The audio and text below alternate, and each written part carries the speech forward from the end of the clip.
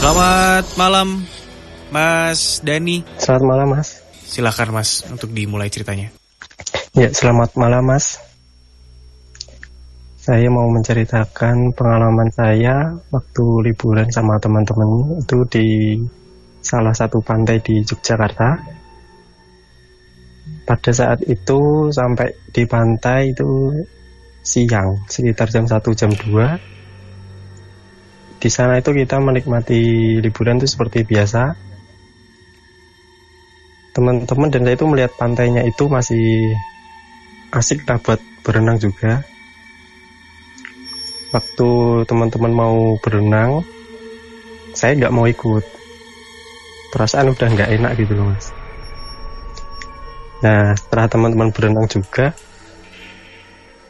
saya duduk di bibir pantai, terus melihat, tiba-tiba tuh melihat kayak bunga ditebar itu, Mas.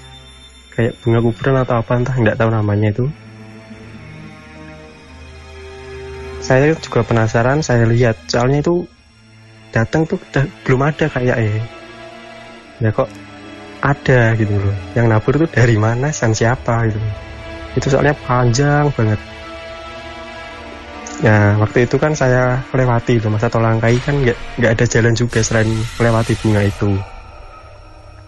Saya duduk lagi, lihat teman-teman pada asik berenang. Tak lihat pantainya, ombaknya tuh kok lama-lama kok makin deres besar gitu loh, Mas. Seketika saya berdiri, teman lihat saya pada udah selesai gitu loh, ngajak ke objek lainnya. Nah, setelah dari itu agak ada waktu perjalanan itu menuju ke Malioboro. Setelah mungkin 10 kilo itu melewati kayak hutan atau apa, pokoknya itu banyak pohonnya. Saya itu melihat kayak bola cahaya itu cuma sebentar, cerap gitu aja. 100 meter dari setelah melihat bola itu, temen yang perempuan itu pusing katanya. Jadi itu yang belakang, saya suruh di belakang untuk jaga nanti biar tidak jatuh atau gimana gitu. Soalnya dia boncengan sama temennya yang satunya tuh. Setelah perjalanan itu kan harus melewati ada jembatan besar, tapi jalannya menuju jembatan itu kecil. Saya itu waktu itu mau terperosok gitu, soalnya tuh jalannya menuju jembatan pas itu menikung gitu. Sampainya di Malioboro pun katanya teman itu saya itu beda. Bedanya itu tadi diem, gak semangat gitu loh. Yang tadinya dari perjalanan dari rumah pengen beli ini malah gak jadi gitu, Mas. Mau pulang dari Malioboro itu, di parkiran itu kayak lihat sosok besar. Ya, di lokasi parkiran itu kayak museum gitu, Mas. Museum yang dijadikan tempat parkir buat pelanggan-pelanggan yang di Malioboro itu.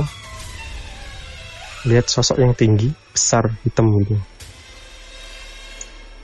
Lanjut perjalanan pulang menuju Purwodadi. Mungkin sebelum masuk Alas Monggot. Ya, di Alas Monggot itu temen katanya itu lihat saya boncengin sosok cewek, rambutnya panjang, halus gitu. Tapi waktu noleh ke teman saya, mukanya itu hancur separuh. Waktu itu teman belum cerita, Mas, tapi saya sudah merasakan. Soalnya teman-teman itu jaraknya pada jauh dari saya. Di jalan Alas Monggot itu kan dilalui kendaraan-kendaraan berat ya, Mas. Ya, kendaraan berat itu sebelumnya kok ada klakson, terus lampu jarak dekat sama jauh itu hidupin terus. Ya, saya kira kan mau nyalip saya atau saya disuruh cepat ke depan biar dia juga bisa jalan ke depan. Nyatanya malah enggak. Nah, kejadian itu buat saya curiga gitu. Ki ono opo, saya bilang gitu dalam hati, Mas. Terus saya lihat ke spion. Sebelumnya saya nggak mau lihat spion, soalnya kan itu gelap banget mas, alas itu. Saya lihat spion, truk kendaraan berat itu yang saya lewati itu juga sama. Lampunya itu yang tadinya nggak terang, malah ini terang gitu loh, nyorotnya ke saya. Saya lihat spion, ada rambut yang terbang gitu mas, di pundak saya. Saya kira kan teman saya bonceng saya nggak ingat kalau dia tuh bonceng motor satunya. Ya sudah, saya ngebut langsung sampai Purwodadi, terus istirahat di minimarket yang buka 24 jam itu. Nah, teman baru cerita sosoknya itu yang seperti ini, mukanya hancur. Ya udah, saya nggak mau pikir panjang. Terus cerita-cerita hampir 15 menit. Aroma yang bau wangi kembang itu ada. Saya mikir, kalau parfum minimarket, apa ada yang jual minyak kayak gini? Kalau ada pun pasti nggak bisa kecium sampai keluar. Nah, setelah itu pulang pun saya itu lihat spion terus. 1-2 kali nggak ada, aman saya bilang gitu dalam hati. Yang ketiga saya lihat ada rambut lagi. Saya ngebut jalan pulang mas. Sampai rumah nggak pikir panjang, nggak cuci tangan, nggak cuci kaki, tidur sama bapak. Entah bapak tidur, bangunnya itu jam berapa, bilang bukan sama saya, bilangnya sama ibu sama kakak-kakak saya juga. Bilangnya itu bahasa Jawanya ya mas ya, anakmu ini turu kok minyak aneh wangi men, apa minyak sak botol iki disokno kabeh nang awake. Itu saya bangun sekitar jam 6 jam 7, bapak juga belum cerita, ceritanya itu siang hari mas. Ya itu yang buat saya masih penasaran gitu loh mas.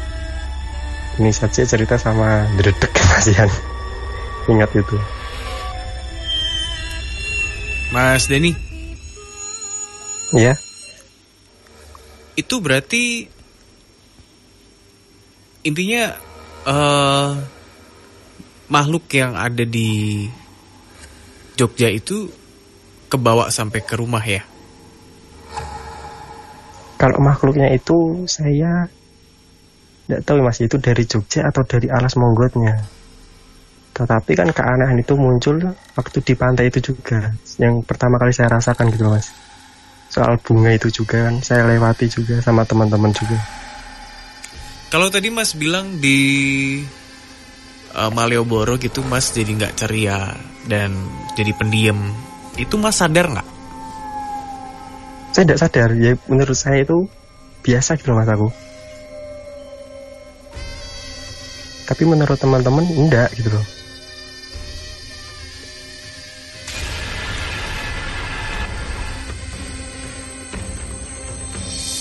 Tapi juga ada keanehan mas. Beberapa hari setelah itu saya itu dimimpiin itu kayak Ratu Pantai Selatan itu mas ya. Itu lengkap dengan punggawanya datang ke rumah. Tiba-tiba itu masuk semua rombongannya itu kayak punggawanya mas ya, itu masuk ramai bang, suaranya kerincing gitu. Saya intip itu kan, saya takut. Saya masuk kamar itu sama kakak-kakak saya, 3 kakak saya itu. Dalam mimpi itu yang ditunjuk saya sama kakak saya nomor 5.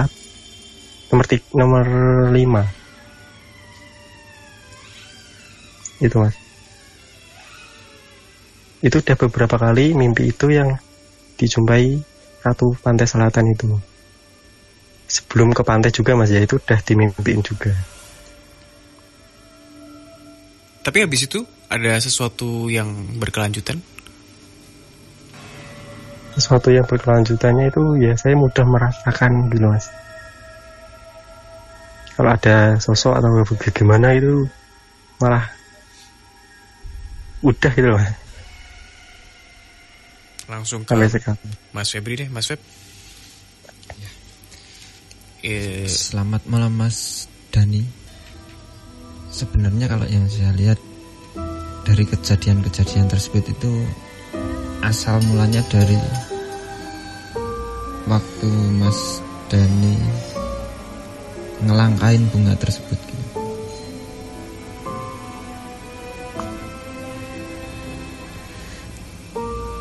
Kalau menurut bangsa mereka gitu ya Mas ya. Iya. Sudah nggak sopan gitu ya. Tapi sebenarnya itu bunga apa Mas? Itu secara fisik memang bunga orang tabur atau sebenarnya itu juga hal astral juga yang kebetulan terproyeksi di indranya Mas Dani? Itu bunga, ada orang sih yang nabur gitu.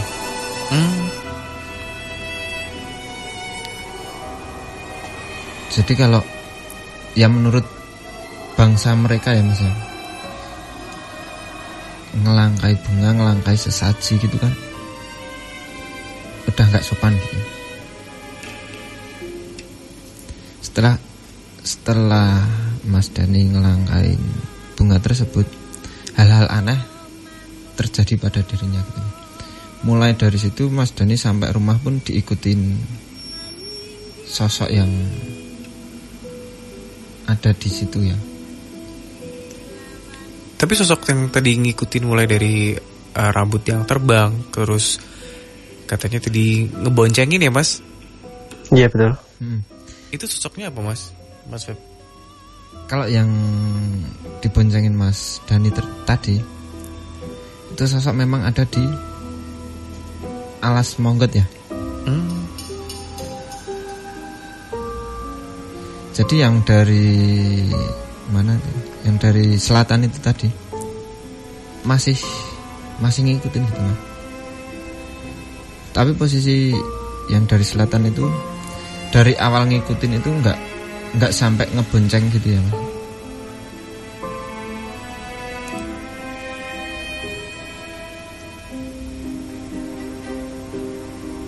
Mungkin dulu di daerah alas mana Monggot pernah ada kecelakaan yang sampai menewaskan orang gitu Mas.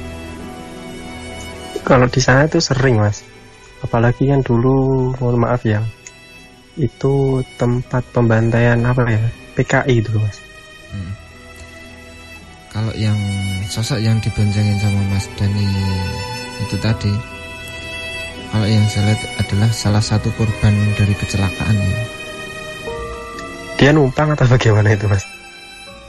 Ya memang sengaja gitu Mas, memang sengaja. Oh. Ya intinya seperti mengganggu lah gitu.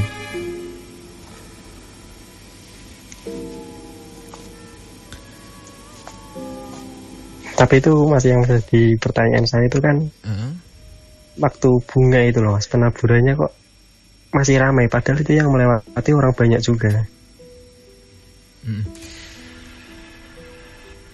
Bunga tersebut ditabur pada malam hari. Jadi waktu adalah seseorang yang ritual di situ ya Mas, itu pada malam hari gitu. Ya kayak kalau orang Jawa itu ngelarung sesaji gitu ya Mas.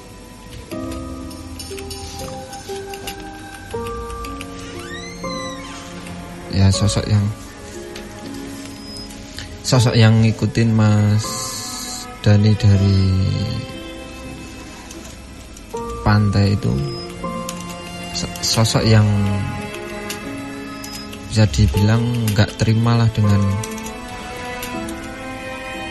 apa ya,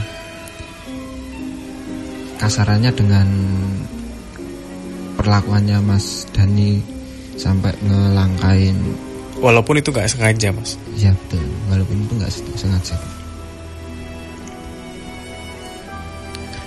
Tapi alhamdulillahnya Mas Dani ada sosok penjaganya ya Mas. Kodam gitu kan? Betul ya. Ini kalau dari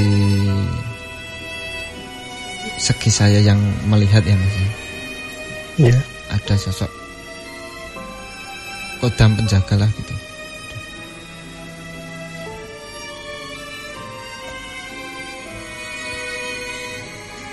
Untuk kenapa Mas ya, sekarang saya setelah kejadian itu sering kayak dinampakkan itu enggak, udah merasakan terus itu, oh sosok ini baru kayak apa ya, menunjukkan kayak ada di sini, kayak ada suara dek gitu loh Mas, kayak suara jendela didobrak apa itu. Sekarang udah gitu. Sebenarnya dari dulu Mas Dani itu sudah peka ya kalau menurut saya gitu. Cuma Mas Dani sendiri nggak terlalu menghiraukan hal-hal seperti itu gitu. Ya betul. Kalau ya ini dari pendapat saya seperti itu ya Mas ya. Sebenarnya dari dulu itu sudah peka gitu Mas Dani itu. Walaupun belum sampai bisa melihat, tapi sudah tahu dan sudah merasakannya. Kalau di sini ada sosok-sosok, entah itu sosok, entah itu apalah, energi apa gitu, beliau sudah tahu. Kalau mimpi yang tadi disebutin Mas, itu ada kaitannya atau lebih ke arah kayak ya karena psikologinya kebawa ya untuk mikirin hal-hal yang berkaitan dengan pantai selatan, terus akhirnya kebawa mimpinya adalah Ratu Kidul misal itu. Mohon maaf sekali ya Mas ya. Iya. Boleh tanya gak? Boleh. Bapak atau Mbah dulu ada yang orang pintar? Untuk Mbah nggak tahu ya Mas. Ya, soalnya dulu gitu. itu pernah cerita itu pernah waktu dinas jadi kepala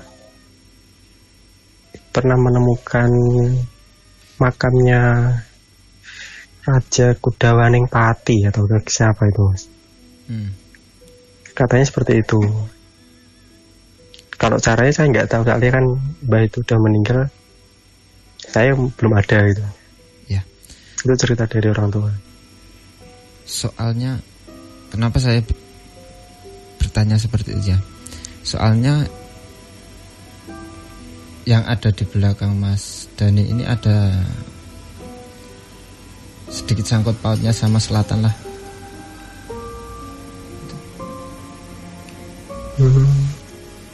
Oke. Mas Dani, terima kasih untuk ceritanya malam hari ini ya Mas. Iya, makasih Mas ya. Penasaran saya sudah hilang. Baik. Next time kalau ada cerita mistis lagi bolehlah diceritain lagi di sini di Nightmare on the Air ya.